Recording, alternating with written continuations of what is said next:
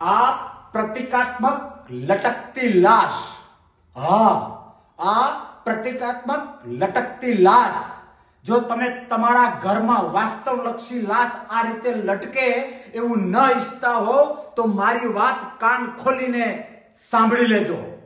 વર્તમાન ભાજપ સરકાર, કેન્દ્ર સરકાર જેનજીને જે ત્રાસ આપે છે, જેનજી જે પોતાના હક માટે નીટમાં અન્યાય થયો, અનેક જેનજી આ રીતે લટકી ગયા, આપઘાત કર્યો, પછી એ જેનજી હોય, નીટનો પ્રોબ્લેમ હોય, કિસાનનો પ્રોબ્લેમ હોય, આ સરકારે નક્કી કરી લીધું છે કે ઘરે ઘરે આ રીતની ડેડ બોડીઓ લટકે.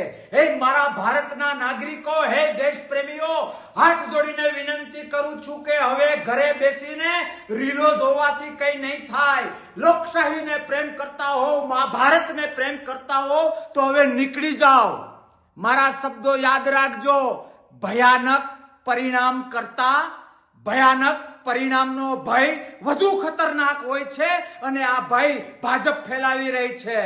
તમે વિચાર તો કરો, 16, 17, 18, 19, 20 વર્ષના આપણા દીકરા દીકરીઓ દેશ અને જય જય લોકશાહી કરીને પોતાનો ન્યાય માંગવા જાય છે તો એના ઉપર અશ્રુવાયુ છોડવામાં આવે છે, લાઠીચાર્જ કરવામાં આવે છે, આપણા જેનજીને મારી નાખવામાં આવે છે.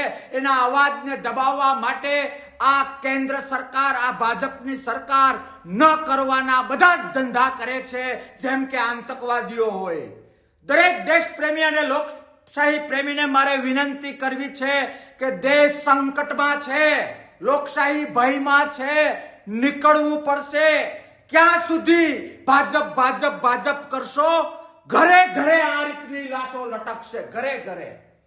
જો કોઈ પાર્ટીને યુવાનોની ચિંતા ના હોય, ઘરમાં આવી પડેલા દુઃખોની ચિંતા ન હોય, ખેડૂતની ચિંતા ન હોય, આવતીકાલનું ભારત જેનજીની ચિંતા ન હોય તો એવી પાર્ટીની ચિંતા ન કરવી જોઈએ અને એના માટે તાકાતથી જેનામાં કુદરતે જે શક્તિ આપી છે એ શક્તિ પ્રમાણે અવાજ ઉઠાવવો એ ધર્મ છે, એ દેશ પ્રેમ છે, એ લોકશાહી પ્રેમ છે. આવો આવતીકાલે જેનજીના હાથમાં જ્યારે આપણો દેશ ભારત આવશે ને ત્યારે માફ નહીં કરે જો આજે જેનજીને સપોર્ટ ના કર્યો તો. એમનો વાંક શું? રાત દિવસ મહેનત કરે છે, મા બાપની વેદના સમજે છે અને પછી એક્ઝામ આપે અને આ કુનીતિઓને કારણે, આ ભાજપ સરકારને લીધે નીટ કેન્સલ થાય, તાગડધીના થાય, ભય ફેલાય અને જેનજી આવતીકાલનું ભારત આપઘાત કરવા માટે મજબૂર થાય. પછી એ ખેડૂત હોય તો એના પ્રશ્નને લઈને આપઘાત કરવા મજબૂર થાય. આ રીતે લોકશાહીમાં શાસન ન ચાલે. લોકશાહીનો રતિભાર પ્રેમ હોય, દેશ પ્રત્યે રતિભાર પ્રેમ હોય તો દરેક દેશવાસીને વિનંતી કરું છું, નીકળી પડો.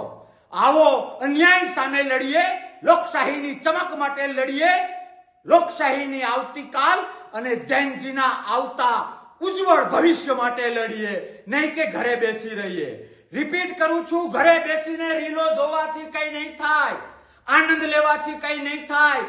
આજે જો એ રીલનો આનંદ લીધો તો કાલે ઉંબરા સુધી અન્યાય આવશે અને જ્યારે ઘરમાં પગ મૂકશો ને ત્યારે આવી લટકતી લાશો જોવાનો સમય ન જોવો હોય તો આજે લોકશાહી માટે અને જેનજી માટે લડવું એ તમારો મારો દરેક દેશ પ્રેમીનો ધર્મ છે. આવો જેનજી માટે લડીએ, અવાજ ઉઠાવીએ, અન્યાય માટે લડીએ, લોકશાહી માટે સમર્પિત થઈએ.